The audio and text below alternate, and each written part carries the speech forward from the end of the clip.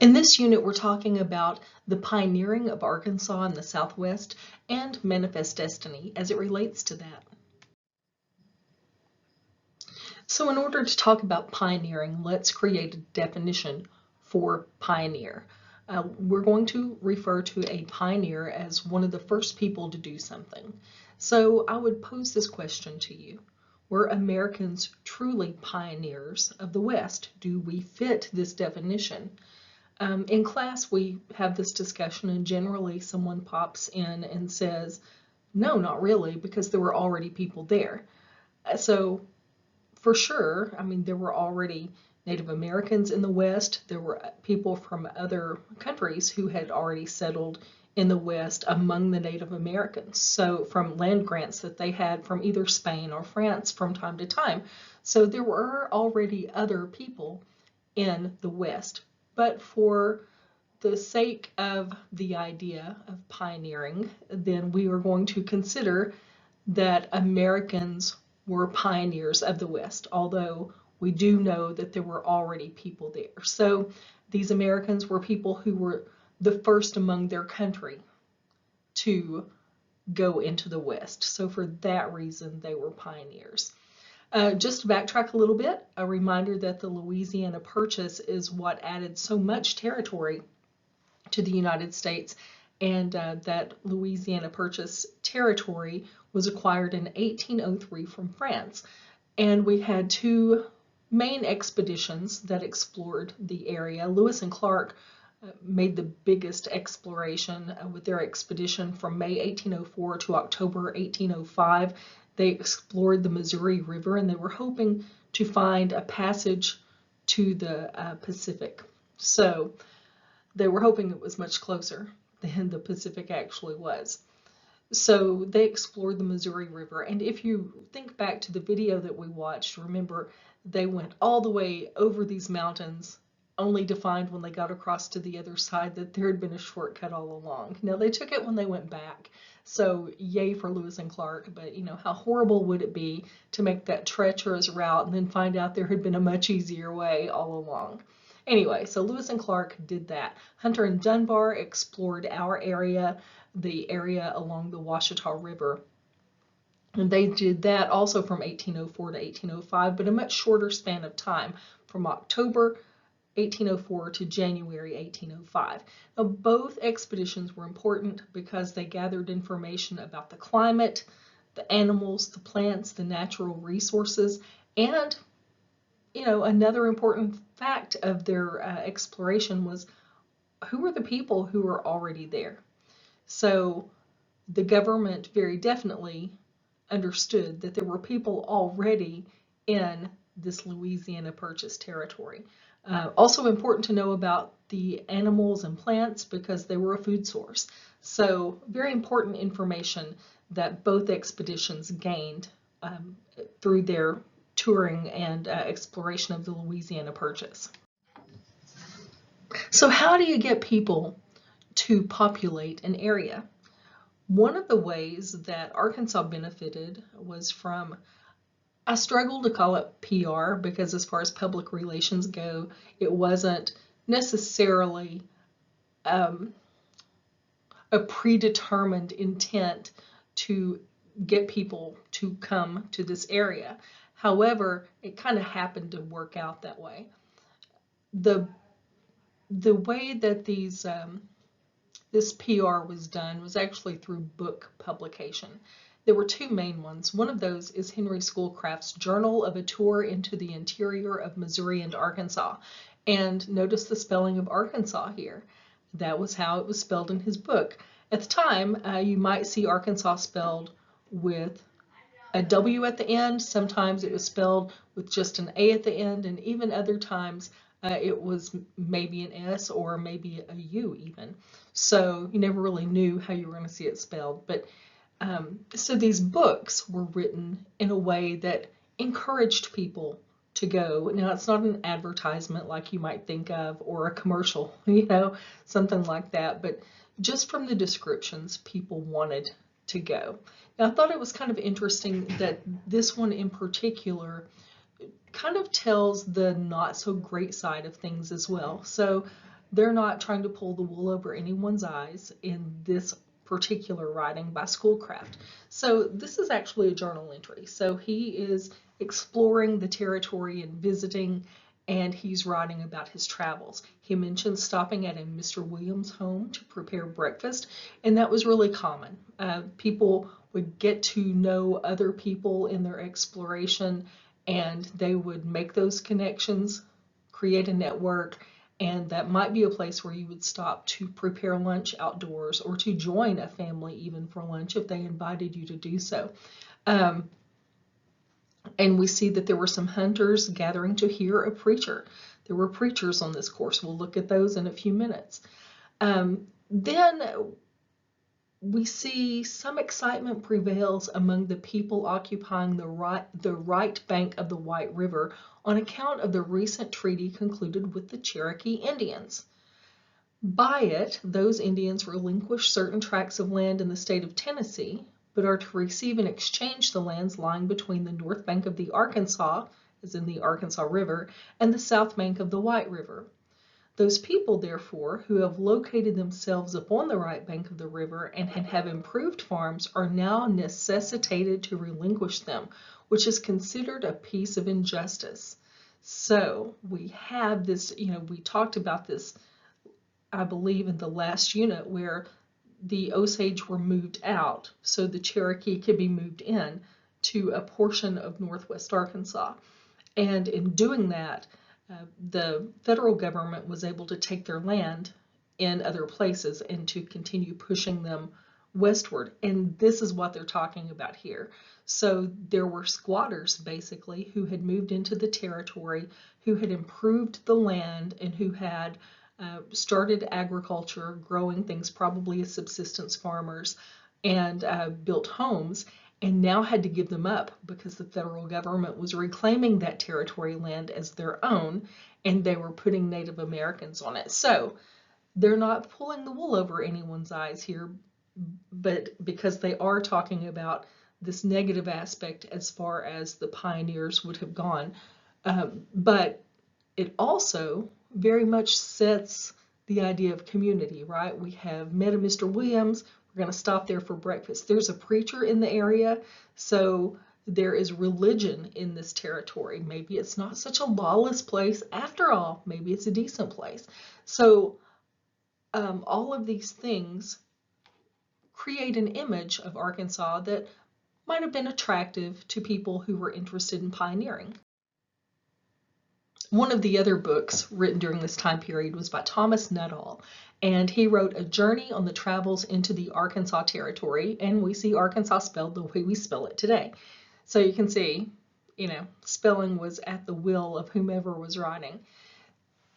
His article, or his writing in his book, says, at about 12 o'clock, the thermometer was again at 67 degrees. In the course of the forenoon, I took a solitary ramble down the bank of the river and found along its shelving border, where the sun obtained free access, abundance of the mimosa, and I'm going to stop there because all of these scientific names are very foreign to me. So anyway, what I want to point out here is just how nice that sounds. The temperature is mild at 67 degrees. It's not too hot, it's not too cold, and oh my goodness, the sun. The sun has, where is it? The sun obtained free access. That means it is wherever it wants to be, and it is large. It is filling the sky here in Arkansas. And this ramble down the bank of the river sounds like a float trip around a lazy river or something. So very much sets a picture of kind of a paradise, and people who were interested in pioneering would have been drawn to that. Now, one of the things that's really unique about what Nuttall does with his journal is that he is recording all of the trees and the shrubs and the plants and the the flowers of the area. He's recording all of that in terms of scientific terms because he was a scientist, and that was his purpose. He wanted to record those things to let people know what they could expect to find here. It's important to know you can find pecan trees because pecans are nuts that provide, a food source.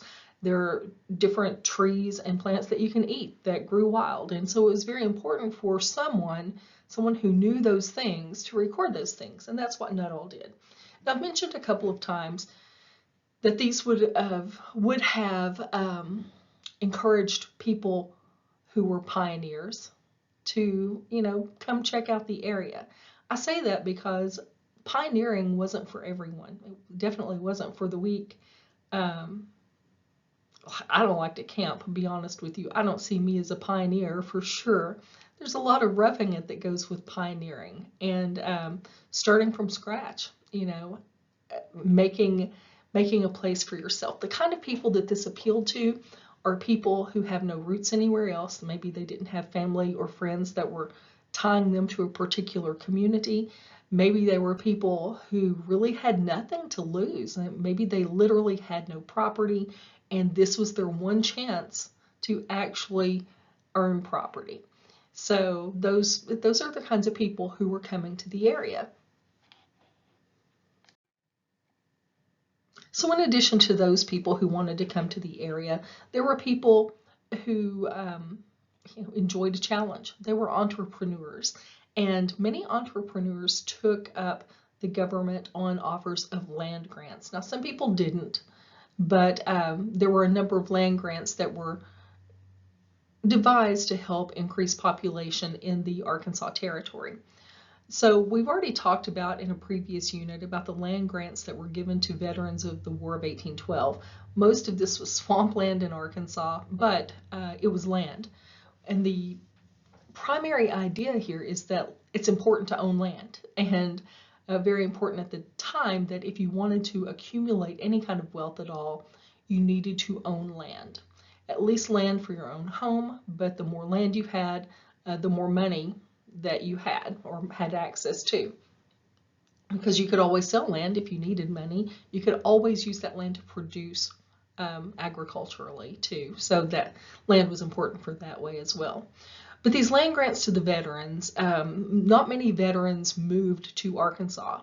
So over time, Congress says, you know what, the veterans are not moving to this area, so we can let their heirs do that if they want. So they could actually pass down these land grants to heirs, to younger people in the family who might actually want this pioneering chance. Even then, they did not include or did not increase population greatly in the state.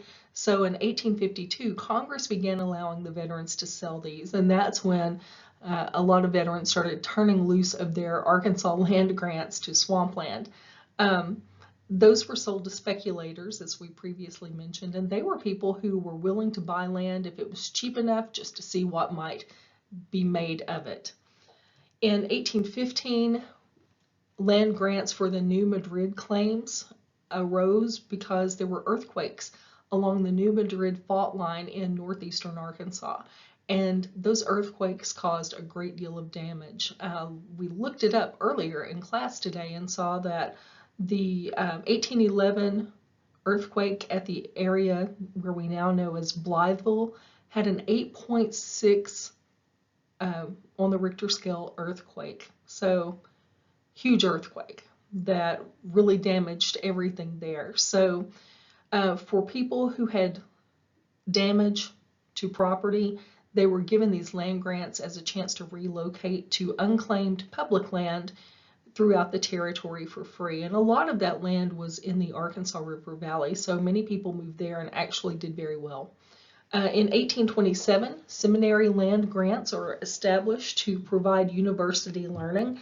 The idea behind that is that it's important to offer higher education to create the appearance of a civilized society. One of the things that Arkansas has going against it is all of this dueling that we've been talking about, and also the lawlessness that has accompanied the early settlement of the territory. So, if you can have university learning, then you can have an educated group of people who maybe act a little more civilized. So that's why the university land grants were important. Now, these colleges were not built right away, but they are there for establishing a state university. In 1829, 16th section lands are provided for public schools. That's federally. So in 1843, Congress decided to allow the Arkansas legislature to sell those lands as they needed or as they saw fit instead, because there were not a lot of public schools at this particular point, because there were many times when all hands had to be working. So public school was not yet required, it was optional, and it was largely for people who could afford for their kids to not be at home working, which was very slim in terms of our population. The people who could afford private school did that. So no harm, no foul in that regard at that particular time. In 1832, saline lands were maintained for federal ownership. The U.S. tried to preserve or reserve all of these lands from private ownership after the Louisiana Purchase had been made. So we're talking about salt possession. So the U.S. federal government wanted to own all the lands with access to saline pits or saline mines, if you will, along the rivers that were in part of the Louisiana Purchase. But a few years later, in the 1840s, when salt was cheaper, the federal regulation on those land grants ended, and the state could then sell those lands as they saw fit. And then in 1836, when Arkansas becomes a state bank is created to not issue grants necessarily, but to issue land loans to people who wanted to pioneer and move into the area. The problem was they issued land loans to the leading citizens of the communities, largely the politically strong people like the family that we talked about so much this semester. They were strong in politics, economy, and in society. So most of the land loans went to people who already had money. It didn't act like it was established to do. And in 1837, Joseph Anthony, at a meeting of the state legislature, points this out. He says that there is a big problem with the state bank. He refers to it as the spoils problem, referring to the spoils system where people who get elected to positions give favors to those who got them there. And so he's saying that this family, this political dynasty, is not working as it should because it's creating this holdup in the bank, and it's saving all of the bank money for its favorite people. As luck would have it, the Speaker of the House, John Wilson, was also the bank president, and he was not very happy that Anthony had made these claims. And throughout this legislative session, Anthony made several of these claims, and then the last one he made was really basically a snide, sarcastic remark that was, it's too bad we don't have a bank that operates fairly that could get people into this community or into this state. And that's the last remark it took. And, John Wilson takes out his Bowie knife and kills Anthony right there on the legislative floor. So a Bowie knife, what is a Bowie knife? Well, basically it's a hunting knife, or if you've lived in Arkansas for very long, you might call it a hunting knife, because that's how we say things around here. So anyway, this Bowie knife became popular in the 1830s after Jim Bowie killed a man in a duel, because dueling was a thing, and he killed a man in a duel with a big knife, and it was a big knife that looked like this one on your screen.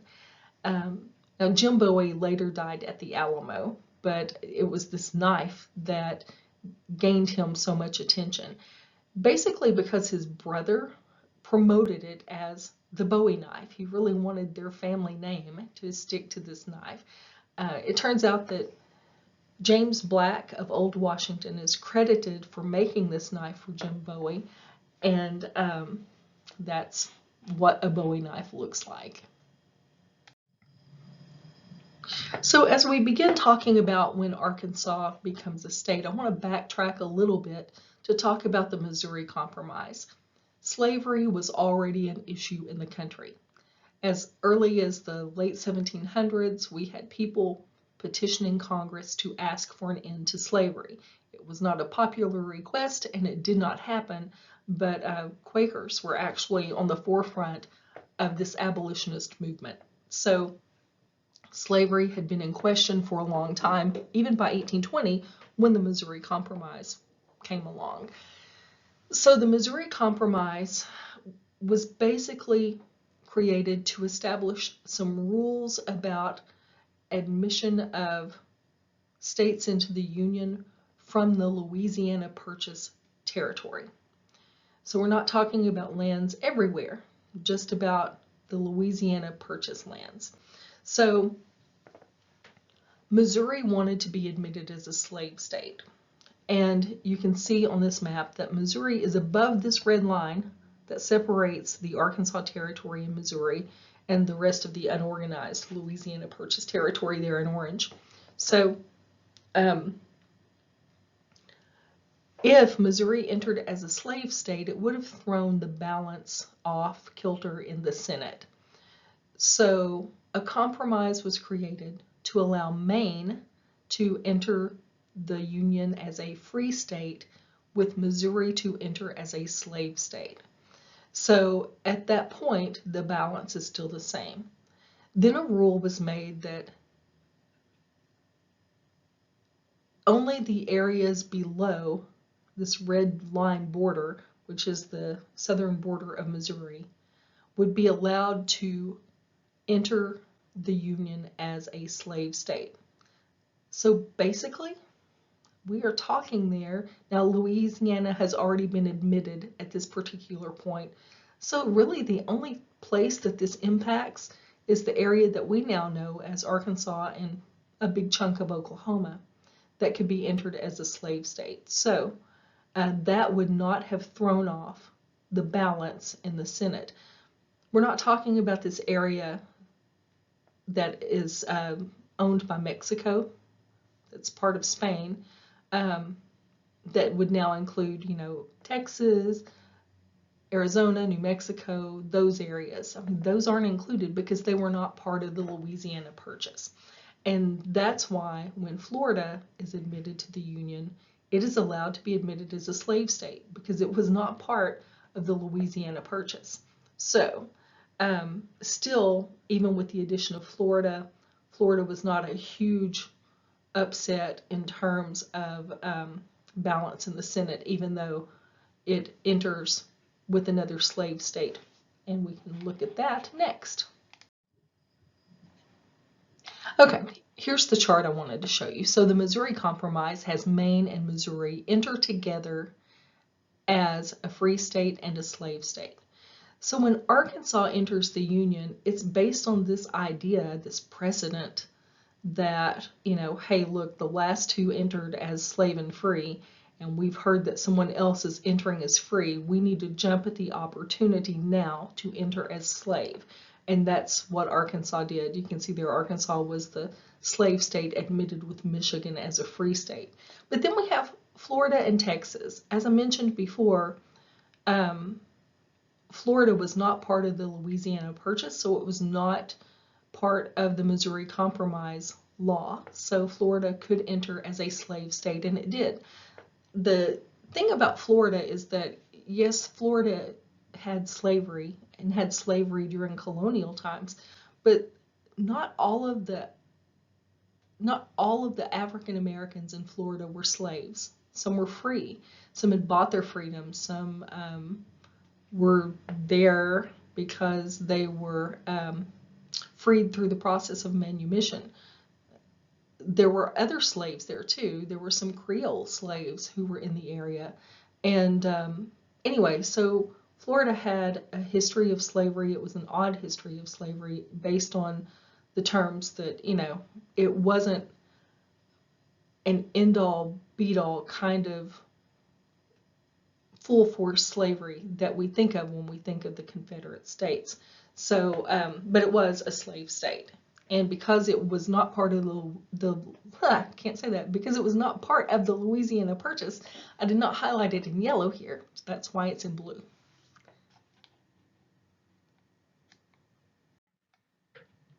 So when it came down to considering the state process, becoming a state, Arkansas's territory legislature didn't feel like Arkansas, the territory, was ready to become Arkansas, the state. Yes, maybe more people would come if it became a state, and if it entered as a state at the right time, it could enter as a slave state, and it was part of the southern part of the border for the Missouri Compromise, so it had that going for it if it wanted to maintain slavery. So basically it could maintain slavery and maybe more people would come. There were more cons, though, than there were pros. And I say that, if you're looking at the slides, you can see that there are 2 pros and 2 cons listed, so in that way they'd be, equal. However, the cons greatly outweighed the pros in that the territory funding would end. As Arkansas Territory, the federal government funded the territory. When Arkansas would become a state, that federal territory funding would stop, and Arkansas would be expected to pay its own way as a state, and you do that through tax revenue. There were not enough tax resources in the state. That's largely the fault of the family. Again, we're talking about that political dynasty that has pretty much built Arkansas to serve them. So the reason is that they were the people who had most of the land, and they also had most of the political power. So they established a political setup in which they didn't have to pay very much in taxes. So this territory was not making any money in taxes, not enough to sustain itself as a state for sure. And this was something that William Fulton, who was the territory's junior senator, really focused on when this whole discussion about becoming a state started taking place. And generally, everyone in the territory's legislature agreed with that. So there was a general consensus from the state legislature and the people representing the territory at the Senate level that Arkansas was not ready to become a state. However, Ambrose Sevier found out that Michigan was thinking of becoming a state, and it was going to enter the Union as a free state. Now, the idea that that would tip the balance of the Senate in favor of abolitionists or free states, Sevier decided that it was time for Arkansas to jump and to enter as a slave state. So they maintained that balance of power in Washington, D.C. Again, this is not something that the state has approved, but Sevier, who is from the family, decides he's going to make an executive decision, and he's going to proceed with statehood for Arkansas Territory. And he does that. Now, when he comes back and explains, hey, look, this is what was about to happen. I kind of saved us from being off balance in D.C., then the family supported him, and as long as they supported him, everyone else in politics in this now state of Arkansas also supported that decision, despite the financial hardship that it created. Some people have pondered, how would things in Arkansas have been different if the territory had waited until it was better prepared for statehood. But that's just one of those, what if things that we would have to consider. So in terms of Ambrose Sevier, he aligned himself when he got elected officially to the Senate with Andrew Jackson, and he became very popular in the area, very important in terms of chairing other committees like the Indian Affairs Committee and the Foreign Relations Committees. He ended up serving in the Senate for a period of 12 years and grew very close with President Andrew Jackson. So Andrew Jackson's Democratic Party became the state's Democratic Party at that point because Sevier was tied so closely to the president. He supported Manifest Destiny, the idea that Americans should go west because They should take what's rightfully theirs, what's been given to them by God to take, and to spread their democracy, their Christianity, and their capitalism. So he supported all of that. His career had kind of a blah ending. He ended up in financial scandal over some fraudulent dealings with the Arkansas Real Estate Bank. His wife died after a long terminal illness. He himself became sick while he was working on a treaty in Mexico as Foreign Relations Committee representative, or chairman, I should say. He got sick and he could not work anymore as a senator. So Borland, who was one of the two newspaper guys that fought each other in a duel and then later became best friends, if you guys remember it from the previous unit. Anyway, Borland was appointed to replace Sevier in the Senate until he could retake office. But Borland kind of double crosses him and won't leave. So he asked for a vote, and Borland actually wins the election by 4 votes, which is the end of Sevier's political career. So what's happening with the Native Americans as the territory shifts from Arkansas Territory to statehood? Well, there weren't a lot of Quapaw in the territory left to worry about. There were 700 at the time Arkansas entered statehood. The Caddo had already moved into Louisiana, and there were a few Osage left in Arkansas Territory, but the bulk of the Osage actually lived in Missouri and crossed into this territory to hunt. So not a lot of Native Americans to be concerned with in terms of territory entering statehood. So if you remember, our first geography lesson for this course didn't show Cherokee as one of the main tribes in the state, and that was true. At the time of the Louisiana Purchase, there were about 500 Cherokee in the state, largely because of shifting population and Americans pushing the Native Americans westward. Some Cherokee ended up in this territory. The population, however, grows to about 5,000 by 1819 because Jefferson provides lands in the Louisiana Purchase area, including Arkansas, in exchange for having the Cherokee move from their lands in Alabama and Georgia. Now, from Alabama and Georgia, they're pushed to Tennessee, and from Tennessee into Arkansas, so it kind of happens in a large push. So we have Cherokee trickling in for a good time period here. But some of the Cherokee were living in the Blytheville area during those earthquakes, so they were able to take advantage of those land grants. And they actually flourished in the Arkansas River Valley after those 1811 and 1812 earthquakes. So they were very happy with the River Valley land. It was very fertile and provided transportation for trade and all of that stuff. So the Cherokee thrived there, and that's when their population actually grew to about 5,000. In 1824, though, the East and West, the Cherokee Nation splits into the East and West. So 2 different sections. And despite getting some land in Arkansas, the 1828 treaty plus territory pressures keep pushing the Cherokee, along with other Native American tribes, into Indian territory in Oklahoma. I want to point out that OK stands for Oklahoma. It's not okay that this happened. It's just O and K are the abbreviation for Oklahoma. The Quapaw were one of those main tribes in the state of Arkansas when we had the early explorers even here, the earliest of the explorers through the area. So in 1818, the Quapaw signed a treaty to give up their land between the Arkansas and Red Rivers in exchange for land between the Arkansas, Washita, and Saline Rivers.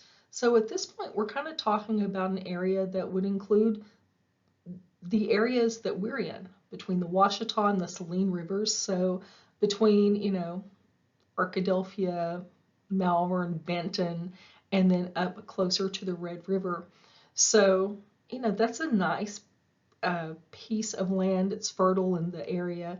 But so they signed the treaty, But then white settlers decide that it would be great for growing cotton, so another treaty in 1825 pushes the Quapaw into Louisiana and out of this sweet area that they had been given in 1818. So now they're pushed into Louisiana with the Caddo.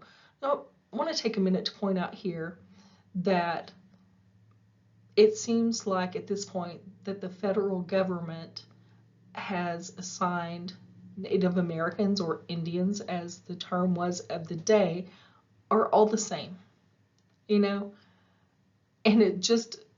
it's hard to fathom that today, the idea that all Native Americans are the same. Nothing was further from the truth, because different tribes had different beliefs and different cultures, different social hierarchies. There were so many things about each Native American tribe that made it unique. So to push the Quapaw into territory that the Caddo had already been pushed into, it didn't always, and I'm not saying there was a lot of fighting or anything, but culturally there was no good reason to do that. Some Quapaw, though, because the area that they went to was pretty much northern Louisiana. They didn't go very deep into the state of Louisiana, so they were hovering right around the border. Some of the Quapaw actually came back to Arkansas until they were officially removed again by the treaty in 1833 to Indian Territory, also in Oklahoma. One of the first trails that encouraged significant settlement in Arkansas was the Southwest Trail. And the first significant settlement began around 1810 in the area that we now know as Batesville. So that area grew up. The population began to focus there instead of from Arkansas Post. Arkansas Post would have been down, if you're looking at the map, in the kind of west central part, I'd say between Scott and Pine Bluff, kind of in that area. So it moves the population's focus from there up to northeast Arkansas. And the French influence from Arkansas Post starts to decline. So we see a shift in population and a shift in culture. This road was often referred to as Military Road by many of the surveyors who came through to survey land for the state and through the territory. So the Southwest Trail was very important. You can see if we start at Texarkana, it's pretty much I-30, if you look at it that way. And you can see how it deviates a little bit, but it kind of follows that east to west from Texarkana to Little Rock anyway. Along I-30. One of the early settlers along the Southwest Trail was Jacob Barkman, who lived in Arkadelphia. Now, if you were traveling the Southwest Trail, you would probably stay at someone's house who lived along the trail. Whether you stayed in their home or you stayed on their property, maybe you stopped there to have a meal, or just to relax for a while, because there weren't rest stops or restaurants or heaven forbid a hotel, right? As a matter of fact, residents often offered a room. If they had an extra room, they'd rent that out to travelers for somewhere between 75 cents to $1.25 a night. But Jacob Barkman was one of these early settlers along the Southwest Trail. He and his wife met up with his brother and sister-in-law and their slaves, and they joined a group that was organized by John Hemphill to travel together, and they set out from Louisiana to head up to this area, the Arkansas Territory, in 1811, and they settled in a little town called Blakelytown, which is now Arkadelphia. But he built a brick house near the Caddo River, and there were Indian mounds there. So you can still see one of the mounds today. There were two originally, and there was a brick house there. The brick house has since been gone as well. It burned later on, but so this these Indian mounds were important. If you're in Arkadelphia, or let's see, if you're leaving Caddo Valley and heading toward Henderson on the highway, and right after you pass Taco Bell and after you pass the little bridge over the Caddo River, if you look to your right, the first road to your right is called Military Road, which is basically the Southwest Trail, right?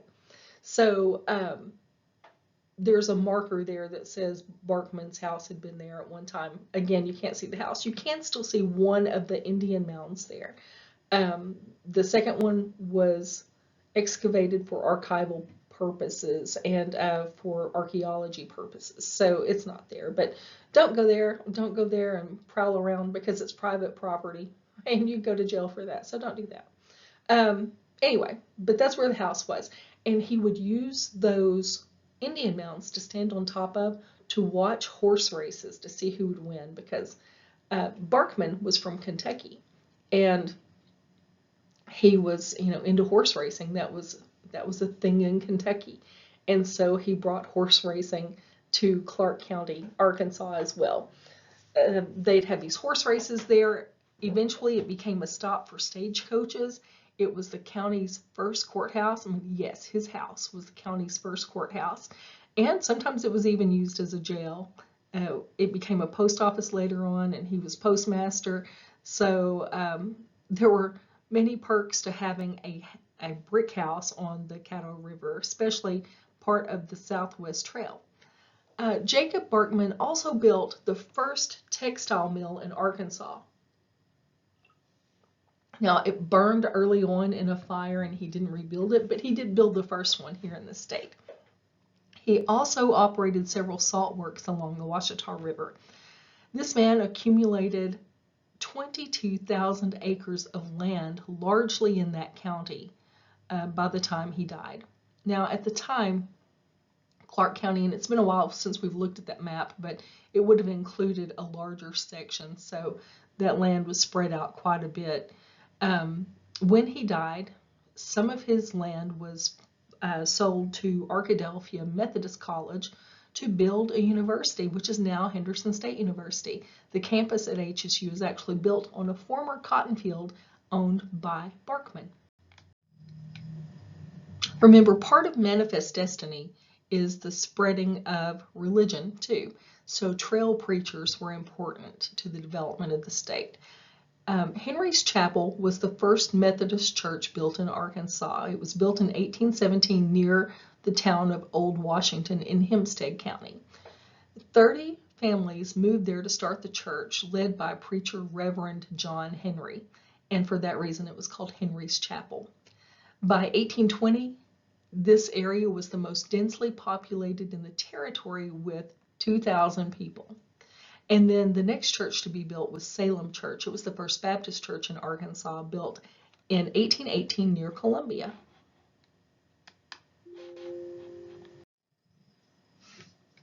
So just wanted to show you this map again as we start talking exactly about westward expansion and the idea of manifest destiny. So the Louisiana Purchase, if you'll recall, was this large area here, U.S. territory, the orange area. Now, initially, it included most of Louisiana, because remember, the whole reason we bought it was because we wanted New Orleans so much. And that's why Louisiana was pulled as the first state out of the purchase to be admitted to the Union. So the United States could always secure that New Orleans port. It was that important for trade for the United States.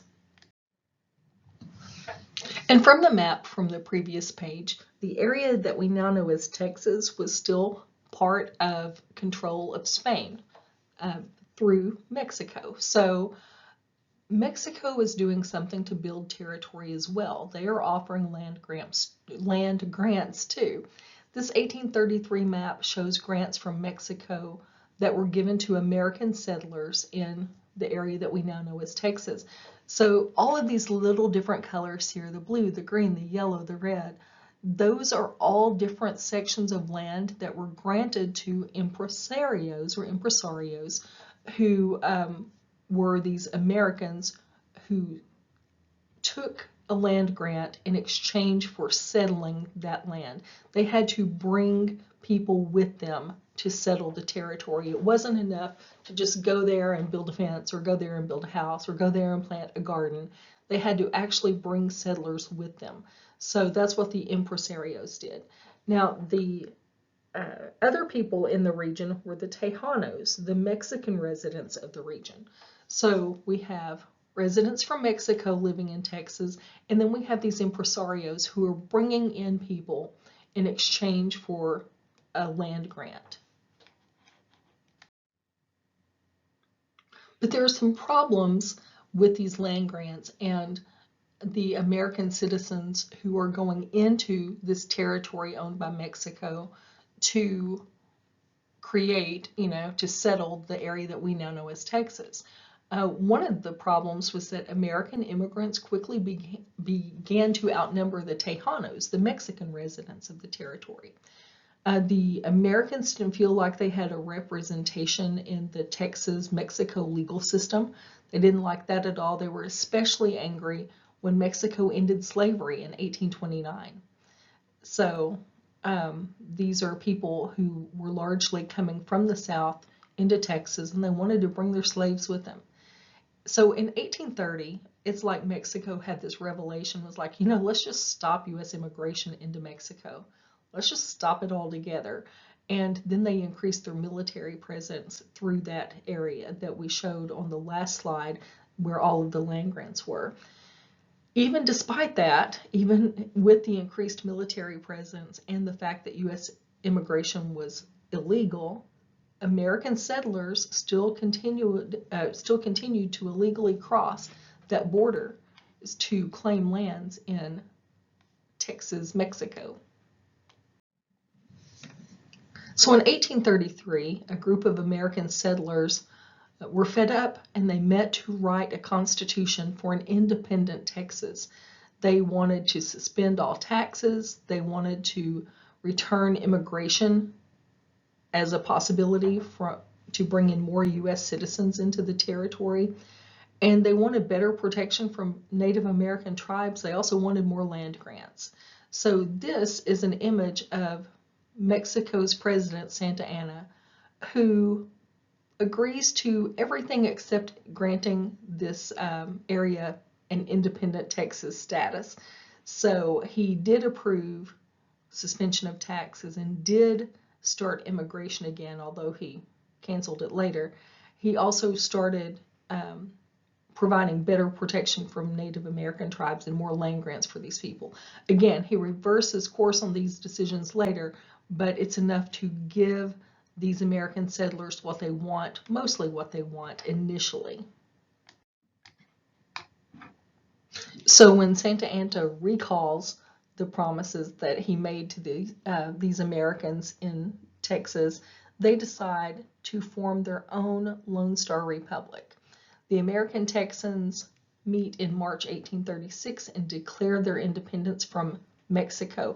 And they have the full support of the Tejanos, the Mexican residents living in the area, because they've heard all of the things, all of the government reform that declaring independence could bring if they joined the United States, which is the main goal at this point of this Texas Lone Star Republic. They want to leave Mexico and become part of the United States. And the Tejanos are all for it, as long as it brings the government reforms and all the benefits of being an American citizen with it. They established that slavery would be permitted in Texas. So Texas, now independent, wants to become part of the United States. In order to do that, they have to operate and kind of group and organize as a republic first. They elect Sam Houston as president of Texas in September 1836. And very quickly, Texas votes to annex with the United States. But the U.S. is not so quick to jump at this opportunity.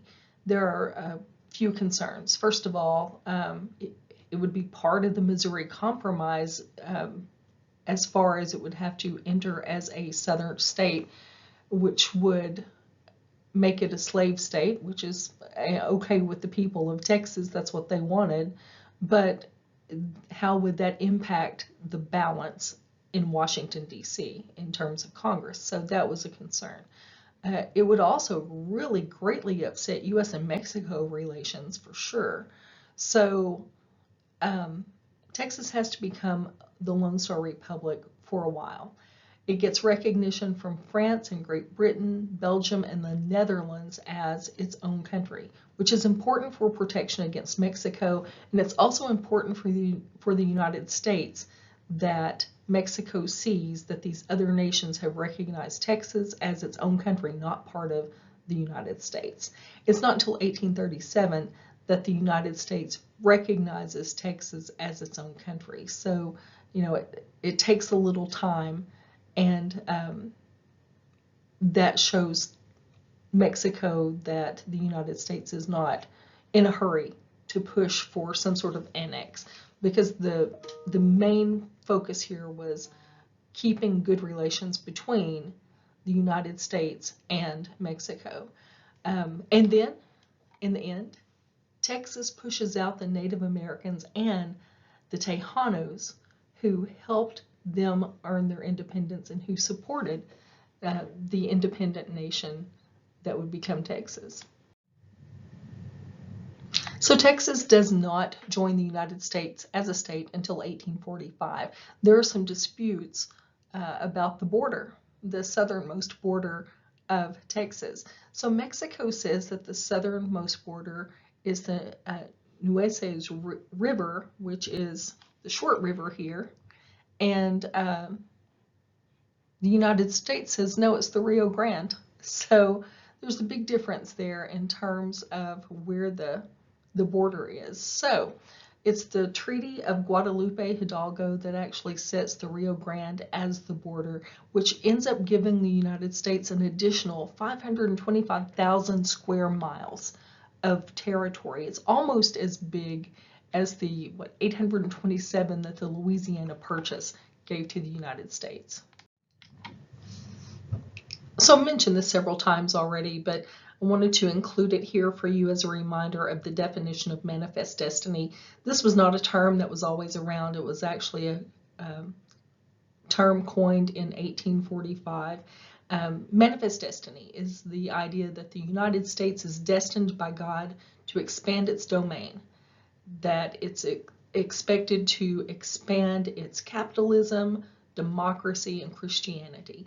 And in terms of manifest destiny, we generally associate that with westward expansion, which is what we're talking about in this unit.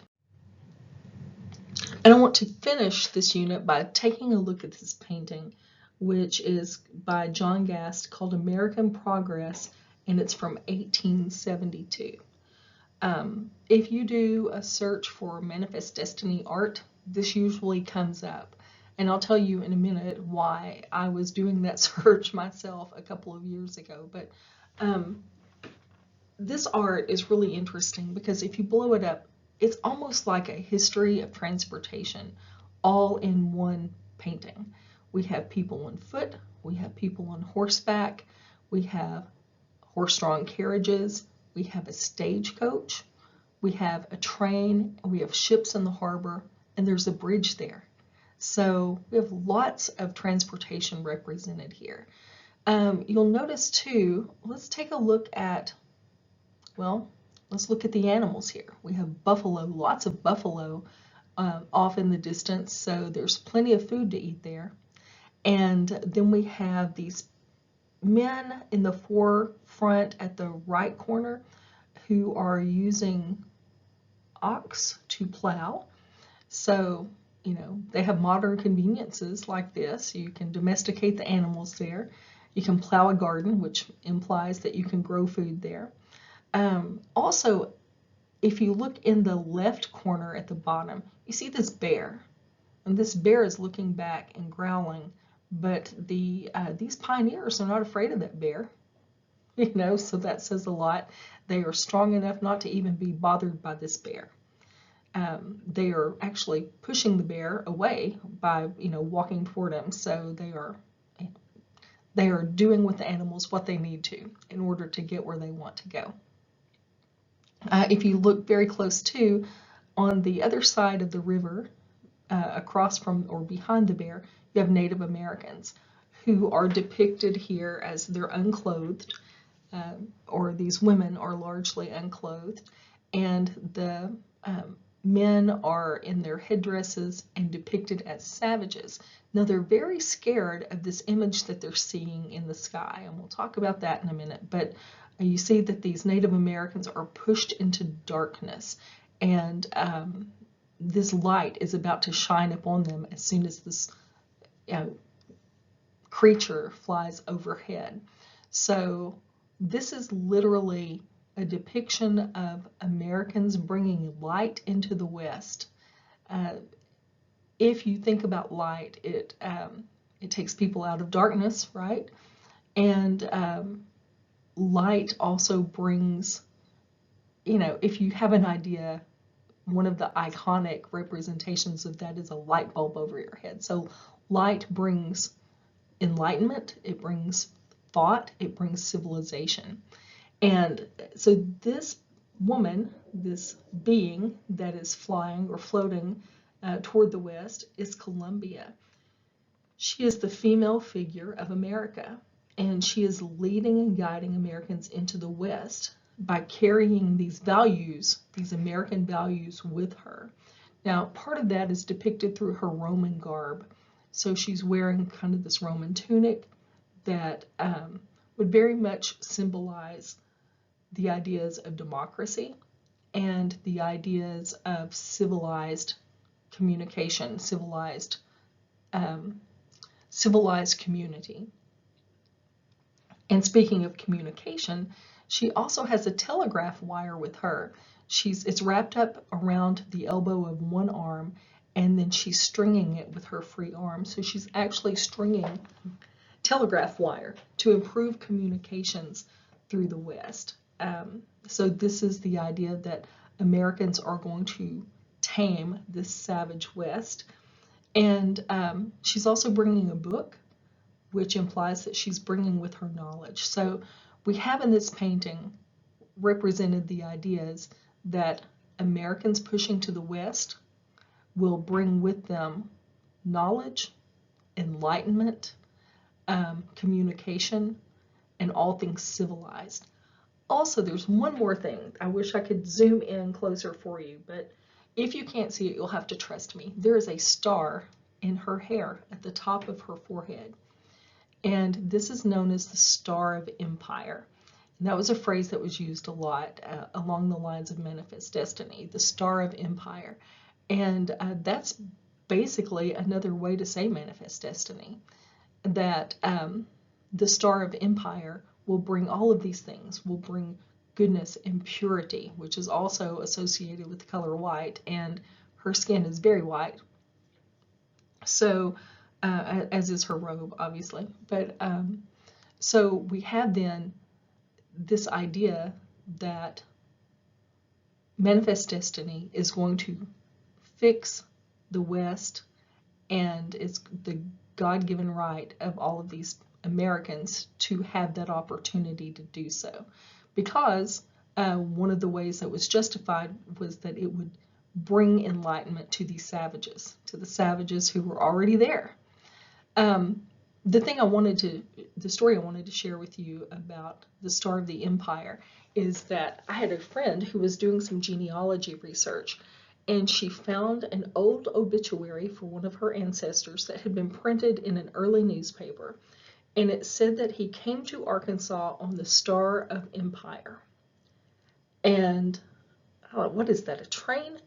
So we start digging, and every time we search Star of Empire, this image came up.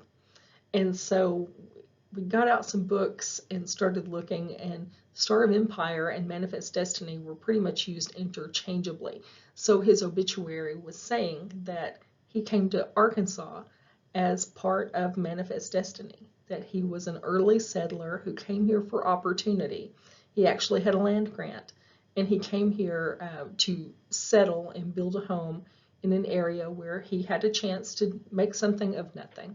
So anyway, I wanted to share that story with you along with this image because this really sums up how Americans approached the idea of manifest destiny.